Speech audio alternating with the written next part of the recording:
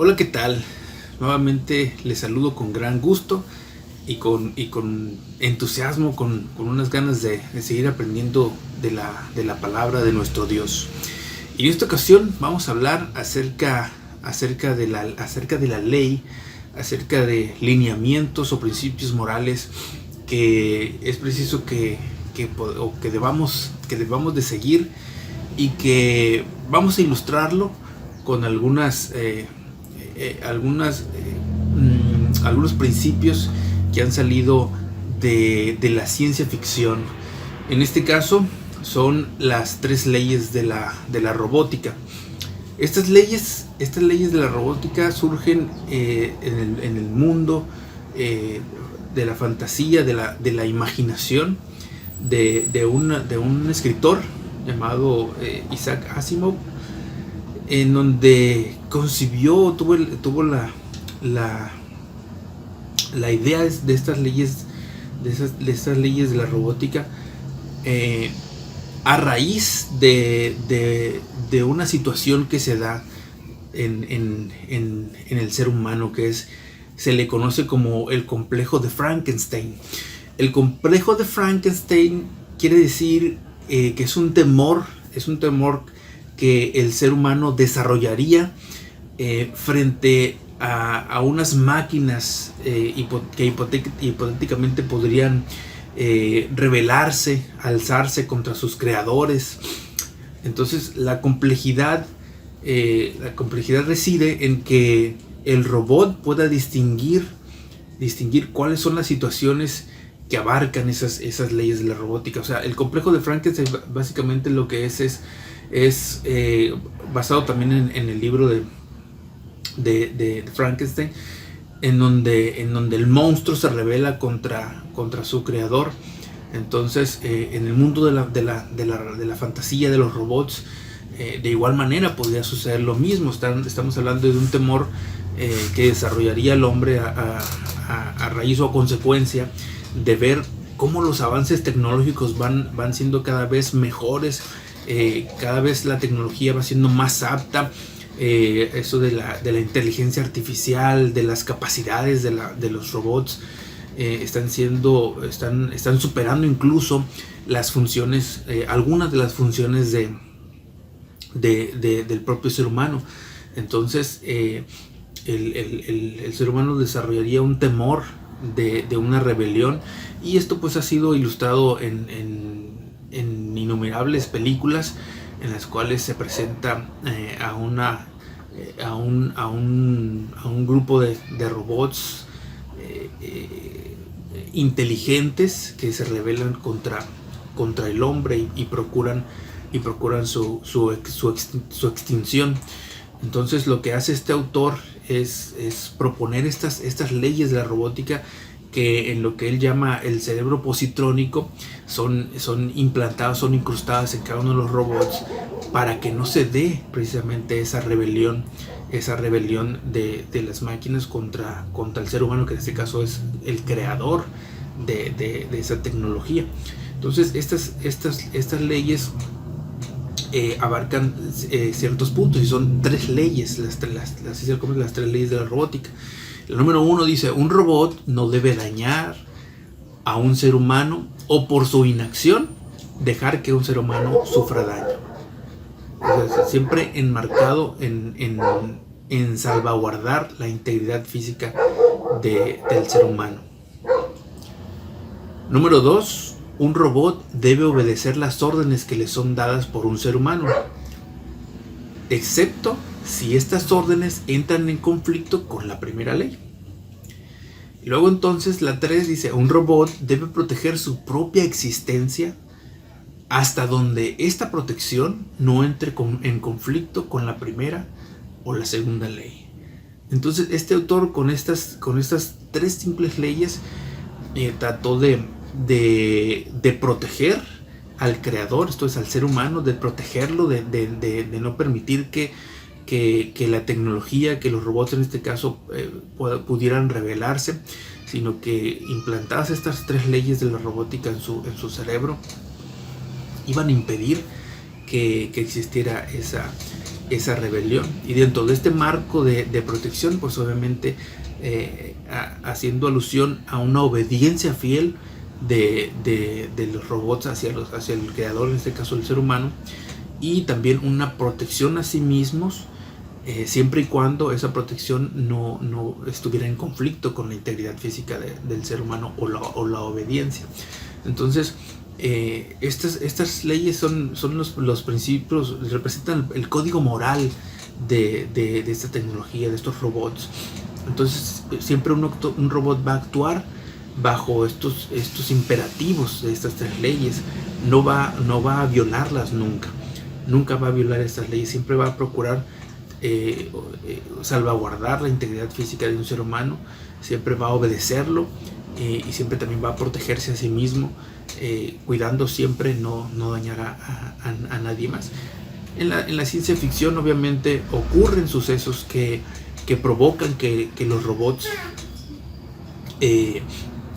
violen esas leyes bajo ciertas circunstancias, pero eso no es importante para este caso. Lo que quiero enmarcar con esta ilustración es cómo el ser humano trata de incrustar un código moral a su creación para protegerse de ella, para que lo que está creando, lo que está haciendo, la ciencia y la tecnología no los rebase.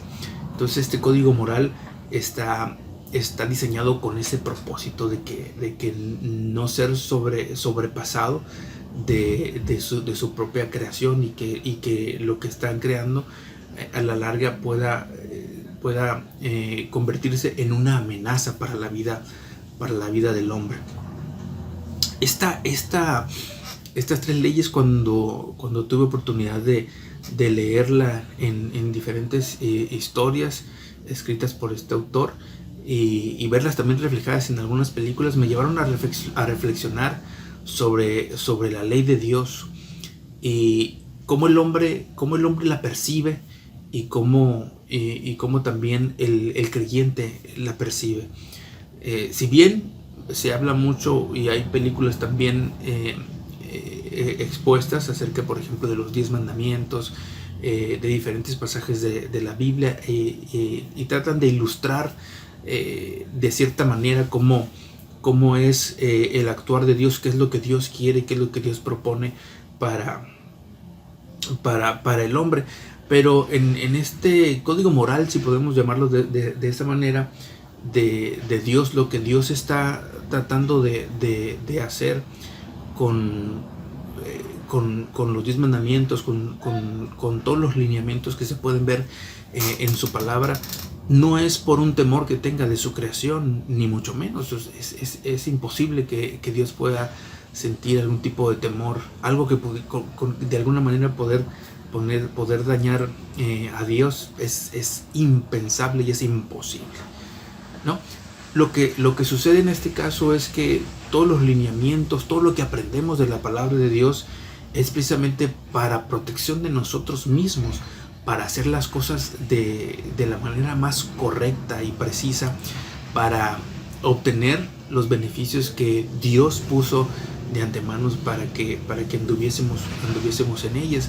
Entonces, el código moral, más que ver el decálogo como principios de los cuales un creyente o un seguidor de Dios y de su palabra pudiera tener en cuenta para su salvación, o para su actuar correcto. Si bien los 10 mandamientos nos ayudan a comprender cómo Dios estaba tratando con su pueblo, también en el nuevo pacto, en el Nuevo Testamento, vemos cómo la ley tuvo lugar, pero ahora como iglesia, como creyentes, como hijos de Dios, estamos bajo un nuevo pacto que es dado por la fe en Jesucristo, que es lo que podemos ver en diferentes pasajes, y que son perfectamente bien comprendidos por todo aquel que se adentran en una verdadera lectura, en una verdadera comprensión de lo que es la palabra de Dios. Como ejemplo, Gálatas 2:16 nos dice: sin embargo, sabiendo que el hombre no es justificado por las obras de la ley, sino mediante la fe en Cristo Jesús, también nosotros hemos creído en Cristo Jesús, para que seamos justificados por la fe en Cristo y no por las obras de la ley, puesto que por las obras de la ley nadie será justificado. Ya en su momento el decálogo, la ordenanza de no matar, de no hurtar, de no cometer adulterio, de no tender otros dioses, sirvió para enmarcar la conducta del pueblo elegido. Sin embargo, hoy dice la palabra de Dios que todo lo que hacemos y todo lo que debemos de tomar en cuenta es bajo un nuevo esquema, que es el amor de Dios. El amor de Dios es el que engloba toda la ley. Podemos enumerar y podemos tratar de sentir o de tratar de obedecer todos los mandamientos y todos los lineamientos que existen en la palabra de Dios. Sin embargo, cuando tratamos de hacerlo así, nos olvidamos de la gracia de Dios y creemos que todo lo que vamos a hacer va a ser en beneficio de nosotros. Esto quiere decir que vamos a caer en una especie de presunción de que si nos está yendo bien es porque estoy obedeciendo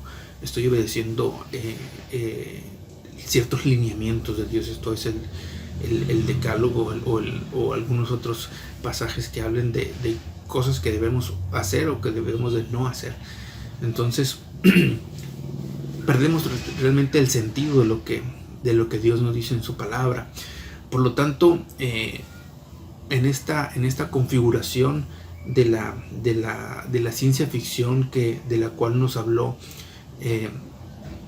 este autor en sus libros y que han sido proyectados en diferentes películas, también enmarcado o como una especie de resumen o como una especie de esencia de la ley de Dios, porque así Jesucristo mismo nos lo expresó en su palabra. Podemos verlo de igual manera, de tres conceptos o tres lineamientos de la ley de Dios que nos pueden llevar a una correcta relación con Dios y una correcta relación con su creación, con nuestros semejantes, con la naturaleza, con todo lo que hay a nuestro alrededor. Y algo importante que hay que mencionar es ese nuevo pacto que Dios hizo con su pueblo. Jeremías 31:33 dice: porque este es el pacto que haré con la casa de Israel después de aquellos días, declara el Señor. Pondré mi ley dentro de ellos y sobre sus corazones la escribiré, y yo seré su Dios y ellos serán mi pueblo. Entonces, lo que en su momento enmarcó Dios como un sello en el corazón del hombre es el deseo de amar a Dios, de conocer a Dios y de ser cercano a Dios, no en un temor cegador o en un temor que impida hacer las cosas, sino en un temor de reconocimiento y de acción de lo que debemos hacer y cómo debemos de comportarnos, cómo debemos de ser para con Dios, cuál es nuestro objetivo, para con nuestros semejantes, y todo lo que enmarca realmente la palabra de Dios. Entonces no se reduce a ciertos puntos de un pasaje o de un libro de la Biblia, sino bien se refieren a un modo de vivir, a un estatus que está en nuestro corazón y que es el que dicta todas nuestras acciones. Nosotros vamos a reaccionar con respecto a ese crecimiento espiritual, con respecto a esa manera de comportarnos, esa sabiduría que Dios nos va dando, y esa experiencia también que vamos obteniendo a través de las circunstancias que suceden a nuestro alrededor, a todas esas experiencias, todos esos estudios y esa convivencia con el pueblo de Dios, porque Dios nos enseña muchas cosas a través de todo esto, a través de la comunión, a través de la lectura, a través de la oración. Entonces estos lineamientos los podemos encontrar por ejemplo en el libro de Mateo 22, a partir del versículo 36 y hasta el 36 hasta el 40, que nos resumen en sí toda la ley, qué es lo que hay que hacer y cuál es el motor que nos debe de motivar a hacer las cosas. Primero que nada, amar a Dios. Amar a Dios. Dice, amarás al Señor tu Dios con todo tu corazón y con toda tu alma y con toda tu mente. De igual manera en Lucas 10:27 dice, respondiendo él dijo, amarás al Señor tu Dios con todo tu corazón y con toda tu alma y con toda tu fuerza y con toda tu mente. Este es el principal motor que debe de levantarnos cada día, el amor de Dios, el amar a Dios, y ese amor es el que nos va a permitir acercarnos más a Dios y conocerle de una manera más objetiva, más íntima. No hacer las cosas por otra cosa que no sea el amor de Dios, el amor a Dios. Entonces, mientras que el contexto de la ciencia ficción enmarca un temor de ser atacados, de ser consumidos por la tecnología, acá todo lo contrario, es el amor a Dios el que nos va a mover a acercarnos más y a tratar de hacer las cosas de una manera correcta. Cuando estás interesado en alguien, procuras conocerlo, procuras estar más tiempo con él, procuras estar más, conocer más sus gustos, sus preferencias. Entonces, el estar cercanos a Dios, el amar no superficialmente, porque remarca que no es un amor superficial, es con todo nuestro ser, con todo completamente nuestro ser, corazón, alma, mente, todo, estar comprometidos con ese amor, y todo lo que hagamos va a obedecer a ese amor. Ese es lo que les comentaba como un contexto real, un contexto verdaderamente cristiano, el amor a Dios. Entonces, ese amor que hay en nuestro corazón es el que nos va a permitir estar compartiendo, estar con nuestra conducta de manera correcta, de tal manera que cualquier persona que nos ve, cualquier persona con la que tenemos trato, se va a dar cuenta de ese amor, porque no vamos a actuar como actúa la mayoría de las personas en la sociedad, de una manera hostil, de una manera despiadada, sino con todo lo contrario, vamos a ser ecuánimes, serenos, con dominio propio, y a través de ese amor que se refleja en nosotros, pues las personas están recibiendo también un mensaje de parte de Dios. Si se ven a una persona que actúa de esa manera, van a estar interesados en lo que les podamos compartir. Nosotros somos así porque conocemos a Dios, porque Dios nos ha mostrado de su amor y nosotros le amamos a Él. Por lo tanto, todo lo que hacemos lo hacemos todo lo que hacemos lo hacemos en amor, no por estar amenazados, no, sino que todo ocurre de una manera natural, porque ese amor es el que nos va a llevar de la mano en todos los ámbitos de nuestra vida. De igual manera, dice, amarás a tu prójimo como a ti mismo. De estos dos mandamientos depende toda la ley y los profetas. Primero que nada, amar a Dios. Y luego entonces amar a tu prójimo como a ti mismo. Si se fijan, está hablando de mostrar un amor para con los demás como te amas a ti mismo. Muchas veces en esta sociedad vemos que muchos dicen que necesitas amarte a ti mismo para poder expresar a los demás, para poder amar a los demás. Necesitas amarte a ti mismo. Entonces todo lo que debes de procurar es para ti, para tu satisfacción, para tus intereses. Entonces cuando ya sientas ese amor por ti mismo, entonces sal y extiende ese amor en ti hacia los demás. Pero si se fijan aquí, lo que dice la palabra de Dios es que ya hay suficiente amor en ti. ¿Por qué? Porque hay una natural deseo de satisfacción y de perseverancia en uno mismo. Y hay un amor en nosotros. Y cuando hacemos las cosas, las hacemos por amor a nosotros mismos. Aun cuando no tenemos un contacto con Dios, todo lo que hacemos es porque nos amamos. Queremos ser personas de éxito, queremos cursar una carrera, queremos tener cierto trabajo, ciertos ingresos. Me interesa cierta persona. ¿Por qué? Porque me amo, porque quiero hacer las cosas que me gustan y que me satisfacen. Entonces lo que dice el mandamiento de Dios es: ama a tu prójimo como te amas a ti mismo. Cuando amas a tu prójimo como a ti mismo, no vas a pasar sobre ellos, no vas a dañarlos, no vas a calumniarlos. ¿Por qué? Porque ese amor que tú sientes para contigo lo extiendes hacia tu prójimo. Entonces la sociedad tiene un mal concepto del amor propio. Existe un egoísmo que nos conduce a hacer muchas cosas. Pero si actuáramos como lo dice Dios en su palabra, de amar al prójimo como nos amamos a nosotros mismos, no tendríamos estos problemas que hay en la sociedad, sino todo lo contrario.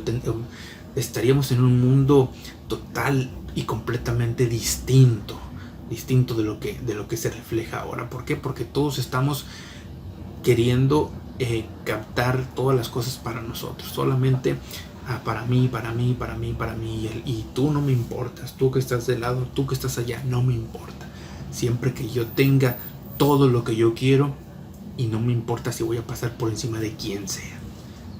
Dios dice: no, ama a tu prójimo como te amas a ti mismo. Eso va a equilibrar. Primero que nada, lo que nos mueve es el amor a Dios. Amamos a Dios con toda nuestra mente, con todas nuestras fuerzas, con todo nuestro ser.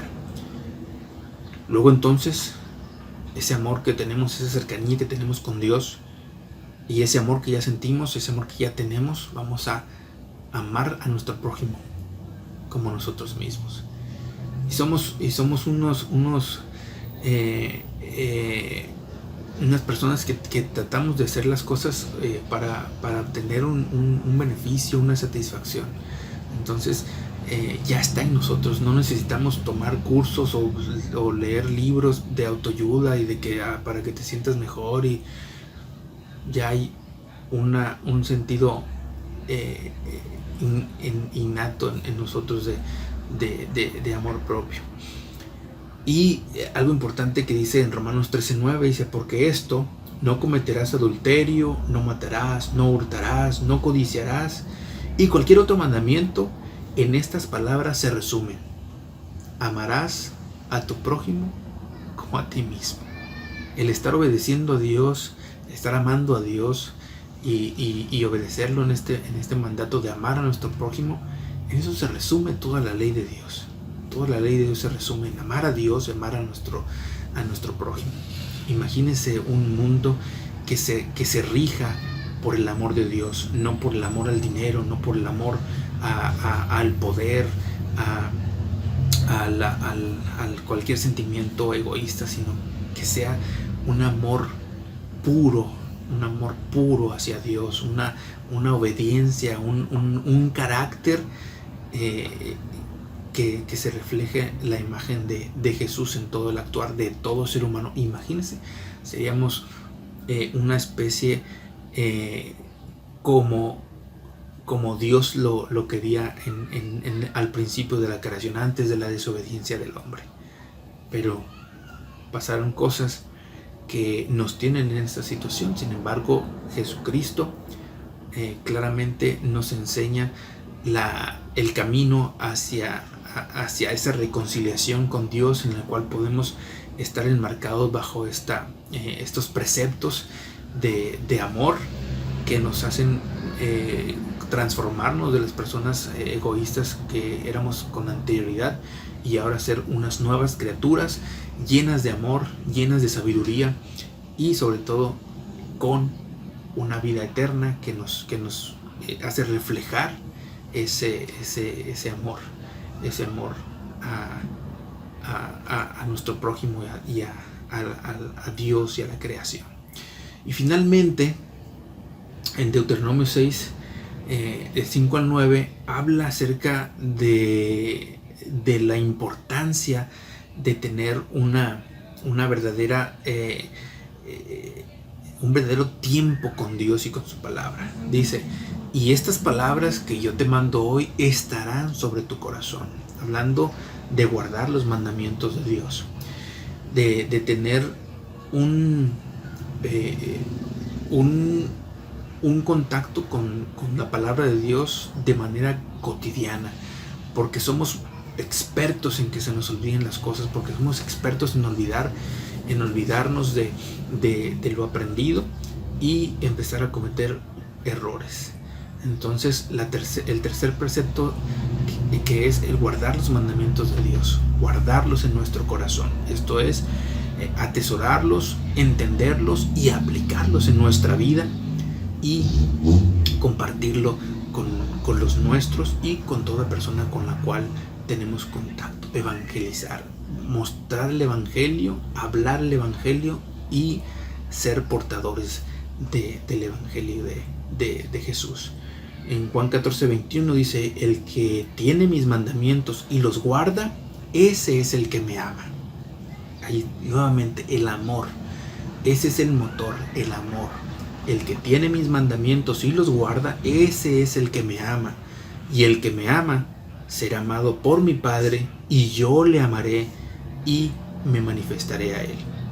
Nuevamente, el amor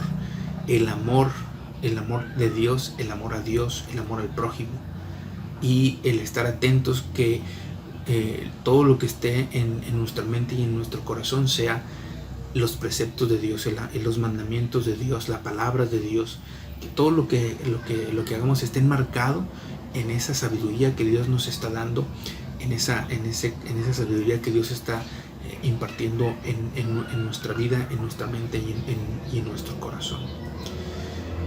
Y en manera de resumen, en 1 de Juan podemos ver los 3 puntos de estos preceptos de la ley de Dios como un todo, en el cual nos permite ser verdaderos hijos de Dios, verdaderos creyentes y verdaderos seguidores de Cristo Jesús. Dice 1 de Juan 5:2: en esto sabemos que amamos a los hijos de Dios, cuando amamos a Dios y guardamos sus mandamientos. Ahí están las 3 partes: amar a Dios, amar a nuestros prójimos y guardar los mandamientos de Dios. En eso se resume la vida del creyente, en eso se resume el actuar del creyente, que lo lleva a manifestar y a reflejar el amor de Dios, la verdadera comunión de Dios, el verdadero ser que es Dios, no el Dios que pintan en otros medios de comunicación, sino un verdadero Dios reflejado en la vida de un creyente que puede ver en la palabra de Dios qué es realmente seguir a Cristo, qué es realmente llevar una vida cristiana.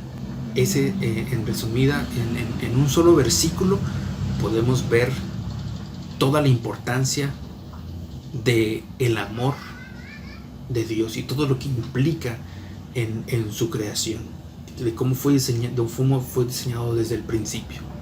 Amar a Dios, amar a nuestro prójimo y guardar los mandamientos de Dios. Ese es mi deseo, esa es mi oración, que podamos internar en nuestro corazón ese precepto tan importante y no estar escudados en que yo no soy un ladrón, yo no hurto, yo no tengo otros dioses, etcétera, todo lo que conlleva los 10 mandamientos, porque si faltamos en uno de ellos es una transgresión de la ley. Entonces, pero Dios, Jesús, nos rescató, nos dio salvación, y ahora nos conducimos en amor, no nos conducimos en una ley que debemos de cumplir, sino en el amor que nos hace reflejar ese verdadero seguir a Cristo, ese verdadero seguir a Dios, ese verdadero actuar como un creyente. Esa es la reflexión para esta ocasión, y en mi oración es que usted pueda tener un contacto verdadero con Dios si aún no lo tiene, y que este tipo de reflexiones lo lleve a tomar una decisión de seguir a Dios y de conocer a Dios como lo hemos conocido todos los que somos creyentes y seguidores de Cristo Jesús, y que pronto pueda tomar una decisión y ser un seguidor de Dios, para que nos podamos seguir gozando en conocer más y más de la palabra de nuestro Dios. Que el Señor les bendiga y nos vemos pronto en una nueva reflexión. Hasta luego.